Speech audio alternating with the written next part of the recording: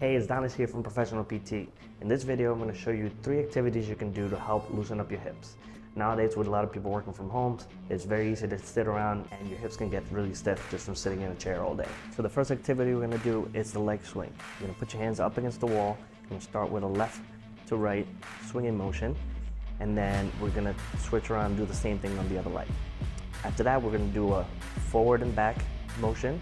Start out with the right leg, and then we're going to switch and do the other leg as well. This will serve as a nice little warm-up before we get into the next activity.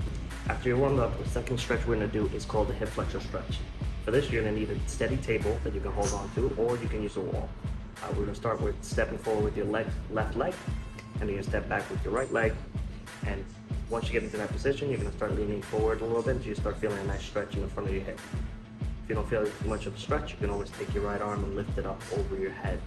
Remember to make sure that you're not getting any pain while you're doing any of these stretches. You want to make sure that you're easing into it and that you're breathing through these exercises.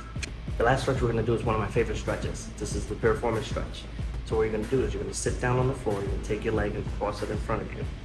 You're going to make sure that your back is nice and straight, and you start leaning forward so you feel a nice stretch in your glute area. Again, just like before, you want to make sure that you're not stretching too much. You want to make sure you're just getting just enough of a stretch where it feels nice and comfortable. If you have any pain, you want to make sure you back off, just ease your way into it. Something that I find that helps me is to take some deep breaths as I'm leaning into the exercise. I hope you found the exercises useful. As always, if you have any pain or have any discomfort doing any of these exercises, make sure you check in with your local physical therapist for further evaluation. Thanks for watching.